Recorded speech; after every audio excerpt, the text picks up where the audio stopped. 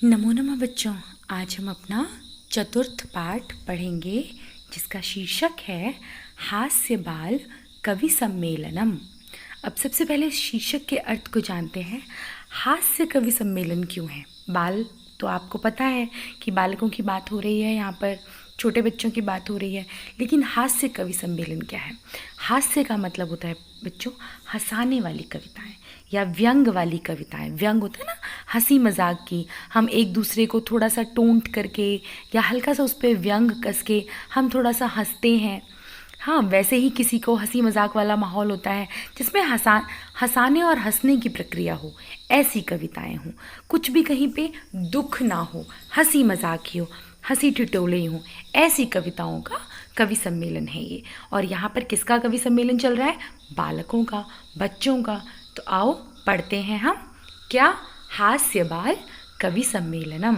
सबसे पहले पाठ की भूमिका दे रखी है, तो हम भूमिका को पढ़ते हैं कि भूमिका में क्या बताया गया है हमें। वेशभूषा धारिणः विविध वेशभूषा धारिणः चत्वारः बालकवयः मंचस्य उपरि उपविष्टाः सन्ति। अनेक प्रकार की वेशभूषा धारिणः वेशभूषा धारण किए हुए चत्वारः बालकवयः चार बालकवि मंचस्य मंच पर उपरि उपविष्टा सन्ति मंच के ऊपर बैठे हैं। अधः श्रोतारः हास्य कविता श्रवणाय उत्सुकाः सन्ति कोलाहलं च कुर्वन्ति। और नीचे जो श्रोता लोग हैं, नीचे श्रोता लोग हास्य कविताओं को सुनने के लिए उत्सुक हैं और क्या कर रहे हैं? कोलाहल, शोर मचा रहे हैं। ठीक है, चलो अब शुरू करते हैं। संचालकः, जो संचालक है वो बोलता है। मंच को संभालने के लिए एक संचालक होता है ना, जिसको आप लोग बोलते हो कि पूरा स्टेज संभालने वाला, एंकर भी बोलते हैं हम उसको, जो स्टेज को पूरा हैंडल करके रखते हैं, उन्हीं को हम बोलते हैं संचालक। अलम कोलाहलेन, अलम कोलाहलेन, अलम का अर्थ होता है मत, शोर मत कीजिए। अद्य परम हर्षस्य अवसरः यत् अस्मिन् कवि सम्मेलने काव्यहन्तारः कालाय पकाश्च भारतस्य हास्य कवि धुरंधराः समागताः सन्ति। सबसे पहले क्या कहा उन्होंने? शोर मत कीजिए। अद्य परम हर्षस्य अवसरः, आज बहुत हर्ष का विषय है कि यतस्मिन् कवि सम्मेलने काव्यहन्तारः, कवि सम्मेलन में काव्य की, हंतारा हत्या करने वाले, और काल या पकाश्च भारतस्य, काव्य की हत्या करने वाले और समय गंवाने वाले, भारतस्य हास्य कवि धुरंधराः, भारत के हास्य कवि धुरंधर समागताः सन्ति, आए हुए हैं। क्या बोलते हैं वो? ये भी देखो एक टोंट है, ये लाइन भी अपने आप में ही एक व्यंग्यात्मक है कि आप सब शोर मत करो, आज यहाँ पर काव्य की हत्या करने वाले, मीन्स कुछ भी अनचंट बकेंगे आपके सामने ऐसे ऐसे, और अपना समय वेस्ट करने वाले, समय को खराब करने वाले, टाइम वेस्ट करने वाले भारत के एक से एक धुरंधर कवि इकट्ठे हुए हैं। तो यहीं पे पता चल रहा है ना कि वो हंसी मजाक वाली बात चल रही है। एही करतल ध्वनिना वयम एतेषां स्वागतम कुर्मः, आओ तालियों की आवाज से हम इनका क्या करते हैं? स्वागत, स्वागतः कुर्मः, स्वागत करते हैं तालियों की आवाज से। अब दूसरा कैरेक्टर कौन है? गजाधरः। आप गजाधर कहते हैं, ये कैरेक्टर का नाम है। सर्वैभ्यो अरसिकेभ्यो नमो नमः, सर्वैभ्यो अरसिकेभ्यो नमो नमः, सभी अरसिकों को बार बार नमस्कार। अरसिकों मीन्स जो ये सुनने वाले यहाँ पर जितने भी श्रोता हैं, उनके अंदर रस तो है नहीं, उनको समझ तो है नहीं, ये तो ऐसे ही बैठे हैं। क्यों ये बोल रहे हैं? क्योंकि ये बालकों की है कवि सम्मेलन, और बालकों के कवि सम्मेलन में क्या किसी को बहुत ज़्यादा समझ होगी? नहीं होगी। तो वो उन्हीं को कह रहा है, सभी अरसिकों को बार बार नमस्कार। प्रथमं तावत् अहम आधुनिकम वैद्यम उद्दिश्य स्वकीयम काव्यम श्रावयामि। पहले मैं आधुनिक किसके बारे में, वैद्यम, वैद्य किसको बोलते हैं पुराने टाइम में, वैद्य, और संस्कृत में वैद्यम को जब आप ट्रांसलेट करते हो तो क्या मीनिंग है, डॉक्टर। सबसे पहले आधुनिक डॉक्टर के बारे में स्वकीयम काव्यम श्रावयामि, अपनी कविता को सुनाता हूँ। किसके बारे में, आधुनिक डॉक्टर के बारे में। अब ये डॉक्टर की तारीफ कर रहा है, अब देखो कैसे करता है तारीफ, आपको पता चलेगा कि व्यंग और हास्य किसे कहते हैं। वैद्यराज नमस्तुभ्यम यमराज सहोदर, यमस्तु हरति प्राणान वैद्यः प्राणानान धनानि च। अब ये अपने आप में ही बहुत ही हंसी वाली लाइन है। कैसे, सुनो। हे डॉक्टरों के राजा वैद्यराज, हे डॉक्टरों के राजा नमस्तुभ्यम, मैं तुम्हें नमस्कार हो। यमराज सहोदर, और यमराज के तुम कौन हो, सगे भाई। हे डॉक्टरों के राजा, यमराज के सगे भाई, तुम्हें नमस्कार हो। यमस्तु हरति प्राणान वैद्यः प्राणान धनानि च। यमराज तो सिर्फ प्राणों का अपहरण करते हैं, परंतु वैद्य तो प्राण और धन दोनों का हरण करते हैं। सर्वै उच्चैः हसन्ति, सभी जोर से हंसने लगते हैं। अब यहाँ पर डॉक्टरों को कैसे टोंट कस रहे हैं कि तुम तो यमराज के भाई हो और सबसे बड़े डॉक्टरों के राजा हो, तुम्हें मैं नमस्कार करता हूँ। जो यमराज है वो तो केवल हमारे प्राण लेके जाता है जब हम मरते हैं तो, लेकिन जो डॉक्टर है वो तो प्राण भी लेता है और पैसा भी लेता है। और ऐसा होता है ना, हम हॉस्पिटल में जाते हैं तो कई बार हमने सुना है कि पेशेंट की जान भी गई पर उसके पास बिल भी इतना लंबा चौड़ा आ गया। तो ये क्या हो रहा है, ये तो एक टोंटिंग वे में ही हो रही है ना, डॉक्टर की बात हो रही है। तो ये हास्य पद ऐसे ही होते हैं जिसमें आप हास्य व्यंग करते हो, किसी के ऊपर आप व्यंगात्मक कटाक्ष करते हो, उसको टोंट मारते हो, तो आप ऐसे ही बातें करते हो और इससे दूसरे एंटरटेन होते हैं। तो क्या करा, ये लाइन सुन के सभी हंसने लगे जोर जोर से। कालांतकः, अरे वैद्यास्तु सर्वत्र परंतु न ते मादृशाः कुशलाः जनसंख्या निवारणे ममापि काव्यम इदम शृण्वन्तु भवन्तः। अब जो दूसरा है कालांतक है वो कहता है अरे सुनो, अब ये भी अपनी एक अच्छी सी बात कहेगा। वैद्यास्तु सर्वत्र, परंतु डॉक्टर तो सब जगह होते हैं, परंतु जनसंख्या निवारणे, जनसंख्या निवारण में ते मादृशाः कुशलाः ममापि, मेरे समान कुशल नहीं होते। ममापि काव्यम इदम शृण्वन्तु भवन्तः, तो आप सभी मेरी कविता सुनिए। क्योंकि डॉक्टर जो हैं वो तो सब चीज़ में तो बड़े अच्छे होते हैं, लेकिन जनसंख्या निवारण उनको करना नहीं आता, जनसंख्या उनको रोकनी आती नहीं है। तो देखो मैंने जो काव्य कविता कही है, लाइन कही है, वो बहुत अच्छी है, आप सब ध्यान से सुनो क्या कहते हैं। चलो सुनते हैं। चितां प्रज्वलितां दृष्ट्वा वैद्यो विस्मयमागतः, नाहं गतो न मयि भ्राता कस्यैदं हस्तलाघवम्। अब इसका क्या मतलब है, चलो ये भी सुनो। चितां प्रज्वलितां दृष्ट्वा, जलती चिता को देखकर, वैद्यो विस्मयमागतः, वैद्य भी विस्मय में, हैरानी में पड़ गया। नाहं गतो न मयि भ्राता, न मैं गया न मेरा भाई गया। कस्येद हस्तलाघवम, किसके हाथ की ये सफाई है। मतलब अब इसका अर्थ क्या हो सकता है, सब फिर हंसते हैं। सर्वै पुनः हसन्ति, कि जो ये जलती हुई चिता है इसको देखकर कौन हैरानी में पड़ जाता है, जो वैद्य है, डॉक्टर है, और ये सोचता है कि ना तो मैं गया ना मेरा भाई गया, तो ये किसके हाथ की सफाई है। थोड़ा सा मतलब इसका अंदर तक है, आप ध्यान से सुनो।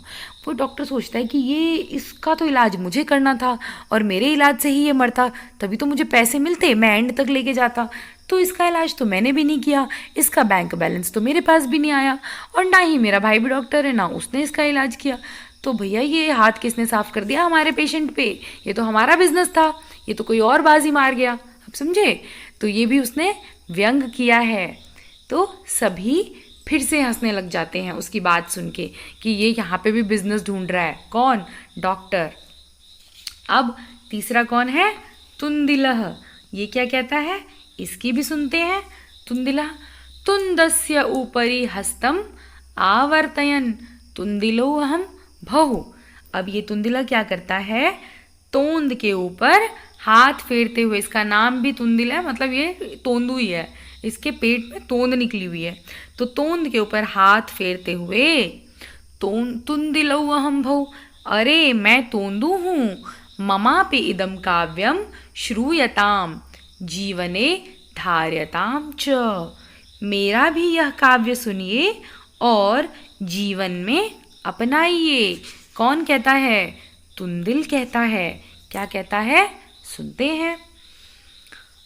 परान्नम प्राप्य दुर्बुद्धै माँ शरीरे दयाम कुरु, परान्नम दुर्लभम लोकै शरीरानि पुनः पुनः परान्नम। अब यहाँ से इसका अर्थ जानते हैं कि यह क्या कह रहा है कि दुर्बुद्धे, हे दुर्बुद्धि, परान्नम, पराया अन्न, पराया भोजन, प्राप्य, पाकर, माँ शरीरे दयाम कुरु, शरीर पर दया मत कर, परा अन्नम दुर्लभम लोकै शरीरानि पुनः पुनः, जो ये पराया भोजन है ये तो बड़ी कठिनाई से मिलता है, शरीर का क्या, ये तो बार बार मिलता रहता है। अब ये क्योंकि तोंदू है तो खाने पीने का बहुत शौकीन होगा, तो ये अपनी ही बात कह रहा है कि हे दुर्बुद्धि, ऐसा मत सोच कि भाई मेरा शरीर है तो मैं खाना ना खाऊं, कहीं पे अगर कोई दोस्त पार्टी वार्टी दे रहा है तो कोई बात नहीं, अच्छे से जी भर के खाओ। ऐसा मत सोचो कि हमारी तबीयत खराब हो जाएगी, क्योंकि दोस्तों की पार्टी या दूसरों का जो हमें भोजन मिलता है या पार्टी मिलती है वो तो बड़ी मुश्किल से इस संसार में मिलती है, पर शरीर का क्या है, वो तो बार बार मिलता रहता है, हम मरते रहते हैं और पैदा होते रहते हैं। तो आप सोच रहे हो ये लोग क्या बताना चाह रहे हैं, ये किस लेवल पे लेके जा रहे हैं, ये बिल्कुल ही पूरे के पूरा व्यंगात्मक मोड पे लेके जा रहे हैं, एक दूसरे पे व्यंग कर रहे हैं और इसी तरह से सबको हंसा रहे हैं। अब ये इसने, क्योंकि ये तोंदू था तो इसने अपने तोंद की बात कही। सर्वे पुनः अट्टाहसम कुर्वन्ति, और सभी फिर से क्या करते हैं, जोर से हंसते हैं। आगे पढ़ते हैं। चार्वाकः, चार्वाकः, अब ये भी कहता है कुछ, आम आम, हाँ हाँ, शरीरस्य पोषणम सर्वथा उचितमेव, शरीर का पोषण सदा उचित ही है, हमेशा शरीर का पोषण करना चाहिए। यदि धनम नास्ति, यदि आपके पास धन नहीं है, तदा ऋणम कृत्वापि, तो आप ऋण लेके, आप किसी से कर्जा ले लो, कर्ज लेके, पौष्टिकः पदार्थ एव भोक्तव्यः, पर पौष्टिक पदार्थ, अच्छा अच्छा भोजन जो बिल्कुल आपको पौष्टिकता देता है, ऐसे भोजनों को भोगने योग्य है, ऐसा भोजन आप करो। तथा कथयति चार्वाक कवि, और इसलिए कवि चार्वाक कहता है। क्या कहता है ये सुनते हैं। सबसे पहले तो ऊपर समझते हैं कि जब तोंदुमल की लाइन चार्वाक ने सुनी तो उसने कहा हाँ हाँ बिल्कुल, शरीर के पोषण के लिए सब कुछ उचित है। यदि आपके पास पैसा नहीं है तो कोई बात नहीं, आप किसी और से कर्ज ले लो और कर्ज लेके भी आप अच्छा भोजन खाओ, मतलब ऋण ले लो, लेकिन अपने शरीर को कष्ट मत पहुँचाओ। और उसके बाद वो कहता है, चार्वाक कवि क्या कहता है वो सुनो। यावज्जीवेत सुखम जीवेद ऋणम कृत्वा धृतम पिबेत, यावज्जीवेत सुखम जीवेत ऋणम कृत्वा धृतम पिबेत, मतलब जब तक जियो, कैसे जियो, सुख से जियो, उधार लेकर जियो। क्या करो, भले उधार लेके जियो पर घी पी कर जियो, घी को पियो। इसका मतलब है कि आपको जब तक जीना है तब तक आप सुख से जियो, कष्ट मत काटो, और अगर पैसा नहीं है तो आप उधार लो। और घी पीने का मतलब है अच्छा भोजन करो, अच्छा लाइफस्टाइल आप जियो। बेटा ये सब फॉलो नहीं करना है, कहीं आप सारे फॉलो करने लग जाओ। ये सब जस्ट एक व्यंगात्मक पद हैं कि आप किस तरह से व्यंग के द्वारा एक दूसरे को, मतलब हंसी मजाक के द्वारा इस तरह की बात करके हंसा सकते हो। कहीं पता चले आप बोलो कि मैम ने तो ये पढ़ा था तो आप सारे यही फॉलो करने लग जाओ, ये नहीं करना है, ठीक है। श्रोतारः, अब जो सुनने वाले थे उन्होंने कहा, तर्हि ऋणस्य प्रत्यर्पणम कथम। अब जो सुनने वाले हैं उन्होंने कहा कि क्या कहा, तही तो कर्जा कैसे लौटाया जाएगा, मतलब हम कर्जा ले लेके खाते तो रहेंगे, सुख जीवन व्यतीत तो करते रहेंगे, तो कर्जा लौटाएंगे कैसे, ये भी तो एक प्रश्न है। तो चारवाक ने कहा, श्रूयताम मम अवशिष्टम काव्यम, अब तो सुनो मेरा शेष काव्य, मेरा अभी आधा काव्य बचा हुआ है। अभी तो तुमने एक ही लाइन सुनी है, एक लाइन कौन सी थी, जब तक जियो सुख से जियो, पैसा नहीं है तो कर्जा लेके जियो, कर्जा लो और घी पियो, ठीक है। लेकिन आगे वाली लाइन, घृतं पित्वा श्रमं कृत्वा ऋणं प्रत्यर्पयेत जनः, अर्थात घी पीकर परिश्रम करके व्यक्ति कर्जा लौटाए। बस अब जब तुमने घी पिया तो तुम्हारे अंदर बहुत ताकत आ गई, और ताकत आ गई तो जो तुम खूब सारा श्रम करो, परिश्रम करो, और जब परिश्रम करोगे तो अपने आप मेहनत मजदूरी करके कर्जा लौटा दो। कितनी अच्छी बात बताई है उसने। अब आगे पढ़ते हैं। काव्य पाठ श्रवणेन उत्प्रेरितः एकः बालकौऽपि आशु कवितां रचयति हासपूर्वकं च श्रावयति। अब ये काव्य पाठ श्रवणेन, काव्य पाठ सुन के उत्प्रेरित, उससे प्रेरणा पाया हुआ, एकः बालकोऽपि, एक बालक भी, आशु कवितां रचयति, एक कविता की रचना करता है, और हासपूर्वकम च श्रावयति, हासपूर्वक यानी हंसते हुए सुनाता है। कौन, एक बालक। क्या सुनाता है, सुनो। बालकः श्रूयतां बहु ममापि काव्यम, श्रूयतां सुनो सुनो, या सुनिए सुनिए, मेरी भी कविता सुनिए। क्या सुनिए, चलो। गजाधरम कविम चैव तुंदिलं भोज्यलोलुपम कालांतकम तथा वैद्यम चार्वाकम च नमाम्यहम।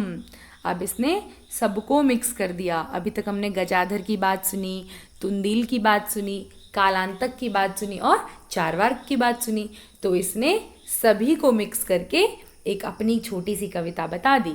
और क्या बोला, गजाधरम कविम चैव तुंदिलम भोज्य लोलुपम। सुनिए सुनिए मेरी कविता। अब ये क्या कहते हैं, गजाधर कवि और खाने के लालची तुंदिल, कालांतकम तथा वैद्यम चारवाकम च नमाम्यहम। कालांतक तथा वैद्य चारवाक को मैं नमस्कार करता हूँ। कि एक तो गजाधर कवि हैं और जो तुंदिल हैं वो तो खाने के लालची हैं। कौन, क्योंकि वो पेटू हैं, तोंद वाले हैं।